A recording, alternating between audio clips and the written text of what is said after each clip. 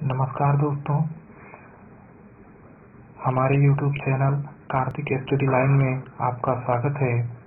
Video को शुरू करने से पहले आप हमारे इस चैनल पर नए हैं तो चैनल को सब्सक्राइब करें और इस वीडियो को लाइक करें और इसे अपने दोस्तों तक पहुंचाने का प्रयास करें।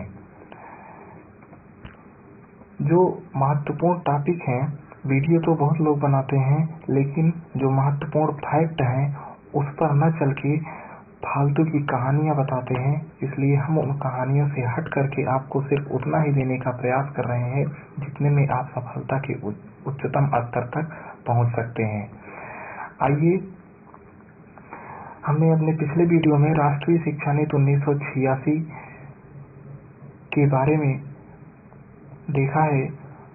आज उसी का संशोधित स्वरूप, जिसे संशोधित राष्ट्रीय शिक्षा नीति 1992 के नाम से जानते हैं, या इसी को ही प्रोग्राम ऑफ एक्शन के नाम से जानते हैं।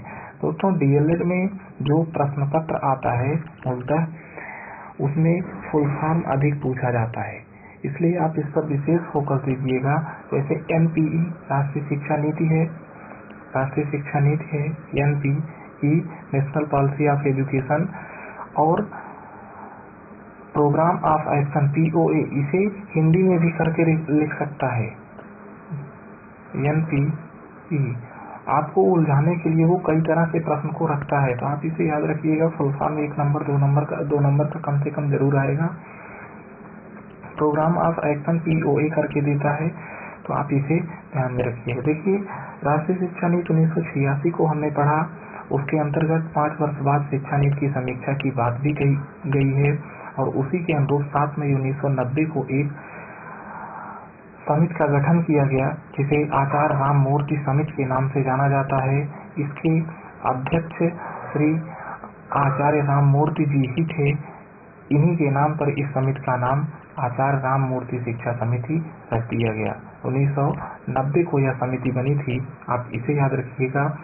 यह समिति 26 दिसंबर 1990 को सरकार के समक्ष अपनी रिपोर्ट प्रस्तुत की, जिसमें कहा गया कि 1986 के बाद शिक्षा की स्थिति और खराब हुई। इसी समिति ने सार्वजनिक स्कूल प्रणाली, देखिएगा, आचार्य राममूर्ति समिति ने सार्वजनिक स्कूल प्रणाली, शिक्षा में वर्ग भेद, शिक्षा पर कम व्यय, भाषा, अनौपचारिक शिक्षा केंद्र, व्यावसायिक व रोजगार परक शिक्षा की सिफारिश की है। इस आचार्य राममूर्ति समिति ने कुछ महत्वपूर्ण पक्षों पर अपना बल दिया से सार्वजनिक स्कूल प्रणाली, शिक्षा में वर्ग भेद, शिक्षा पर कम व्यय किया जा रहा है, भाषा पर विशेष ध्यान दिया जाए, अनौपचारिक शिक्षा के केंद्र खोले जाएं, व्यावसायिक व रोजगार परक शिक्षा पर अधिक बल दिया जाए। इस तरह की सिफारिश इस समिति ने की थी। इस समिति ने अपने रिपोर्ट तो प्रस्तुत कर दिए थे, परंतु इनके दिए गए सिफारिशों पर विचार भी नहीं हो पाया कि केंद्र सरकार ने नई शिक्षा नीति की समीक्षा के लिए एक दूसरी समिति को बना दिया, जिसे जनार्दन रेड्डी समिति 92 के नाम से जाना जाता है।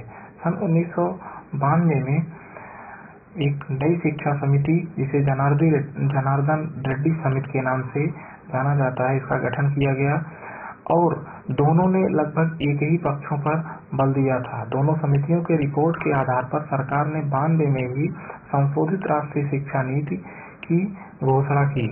1986 में ही कुछ संशोधन करके संशोधित राष्ट्रीय शिक्षा नीति की घोषणा कर दी, जो 92 में आया था। आप इस सन को याद रखिएगा, जिसे ही परिवर्तित कार्य योजना 1992 कहा जाता है। परिवर्तित कार्य योजना 1992, प्रोग्राम ऑफ एक्शन। इसके अतिरिक्त जो राष्ट्रीय शिक्षा नीति 86 का संशोधित स्वरूप था, उसको देखिएगा।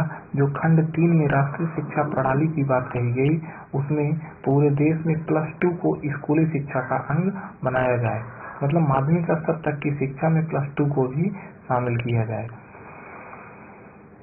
और खंड 4 में समानता के लिए शिक्षा, इस पर भी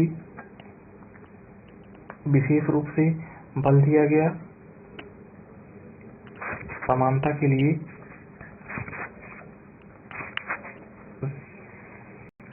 खंड 4 के अंतर्गत समानता के लिए शिक्षा की बात जो कही गई वह संपूर्ण साक्षरता अभियान पर अधिक बल देने की बात कही गई।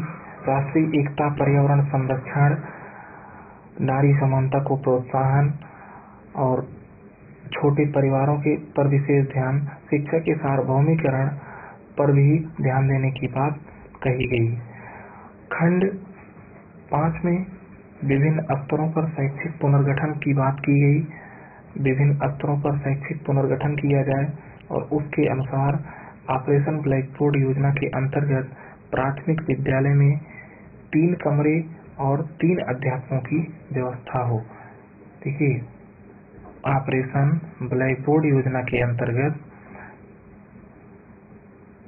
प्राइमरी स्कूलों में 3 कमरे और 3 शिक्षकों की व्यवस्था हो, इस तरह का प्रावधान था। इसमें बताया गया कि भविष्य में 50% महिला अध्यापकों की नियुक्ति की जाए, मतलब आधे महिला अध्यापिकाएं हों।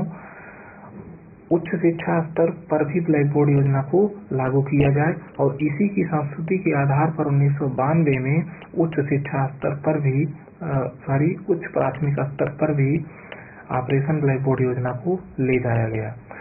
सन 2020 तक अनिवार्य और निःशुल्क शिक्षा के लक्ष्य को प्राप्त करने के लिए एक राष्ट्रीय स्तर पर मिशन चलाया जाए, इस तरह की बात इस शिक्षा नीति के अंतर्गत की गई।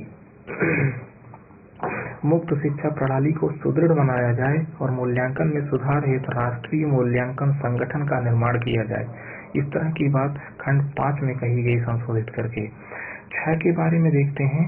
तकनीकी शिक्षा तथा प्रबंध शिक्षा के अंतर्गत AICTE all India council of teacher education technical education अखिल भारतीय तकनीकी शिक्षा परिषद को सुदृढ़ बनाया जाए, जो तकनीकी और प्रबंध शिक्षा पर अपना कार्य करेगा।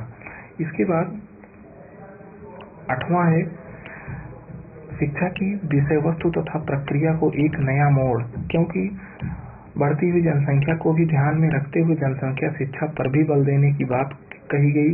राष्ट्रीय परीक्षा सुधार प्रारूप बनाया जाए, जिससे परीक्षा प्रणाली को भी सुधारा जा सके। इसके अतिरिक्त खंड 10 में शिक्षा का प्रबंध किया जाए, जिसमें संपूर्ण आय का 6% से अधिक व्यय किया जाए, इस तरह की बात इस संशोधित शिक्षा नीति के अंतर्गत कही गई। आगे देखते हैं। कुल मिलाकर के राष्ट्रीय शिक्षा नीति जो 1992 था, संशोधित राष्ट्रीय शिक्षा नीति, उसके अंतर्गत कुल 6 खंडों में परिवर्तन किया गया। खंड 3, खंड 4, खंड 5, 6, 8 और 10 में। इसके बाद जो उसकी कार्य योजना थी, राष्ट्रीय शिक्षा नीति 1986 की कार्य योजना 24 भागों में बटा था, तो उसमें से एक भाग को हटा करके इसका संशोधित स्वरूप प्रस्तुत किया गया, जो 23 भागों में बटा था। उसे हम लोग देखते हैं। नारी समानता के लिए शिक्षा की बात कही गई। अनुसूचित जात, अनुसूचित जनजाति तथा अन्य पिछड़े वर्गों की शिक्षा की बात कही गई। अल्पसंख्यकों की शिक्षा पर बल दिया जाए। दिव्यांगों के लिए शिक्षा का प्रबंध हो। प्रौढ़ एवं सतत शिक्षा पर बल दिया जाए। पूर्व बाल्यकाल परिचर्चा एवं शिक्षा पर बल दिया जाए। इसके अतिरिक्त प्रारंभिक शिक्षा, माध्यमिक शिक्षा, नवोदय विद्यालय, व्यावसायिक शिक्षा, उच्च शिक्षा, मुक्त शिक्षा और मानव शक्ति नियोजन, ग्रामीण विश्वविद्यालय एवं संस्थान, तकनीकी एवं प्रबंध शिक्षा, अनुसंधान एवं विकास की बात कही गई। सांस्कृतिक परिप्रेक्ष्य में भी शैक्षिक विकास को गति देने की बात कही गई। भाषाओं का विकास किया जाए। जनसंचार एवं तकनीकी शिक्षा पर बल दिया जाए। खेल, शारीरिक शिक्षा एवं युवा कल्याण शिक्षा पर ध्यान दिया जाए। मूल्यांकन प्रक्रिया एवं परीक्षा प्रणाली में सुधार किया जाए। अध्यापक एवं उनका परीक्षण, शिक्षा का प्रबंधन अच्छे ढंग से हो। इस तरह की कुल 23 प्रकार की कार्य योजना को प्रस्तुत किया गया, जिसके आधार पर हमारी संशोधित राष्ट्रीय शिक्षा नीति 1992 का एक संशोधित स्वरूप प्रस्तुत हुआ और शिक्षा को एक नई दिशा प्राप्त हुई। दोस्तों, राष्ट्रीय शिक्षा नीति और संशोधित राष्ट्रीय शिक्षा नीति यहीं पर समाप्त होता है। आज के लिए इतना ही। अब जो हमारी अगली शिक्षा नीति या शिक्षा समितियां, शिक्षा आयोग होंगे, उस पर हम अपने अगले वीडियो में चर्चा करेंगे। आप लोग इसे देखिए और अच्छे ढंग से पढ़ते रहिए, मुस्कुराते रहिए। Thank you.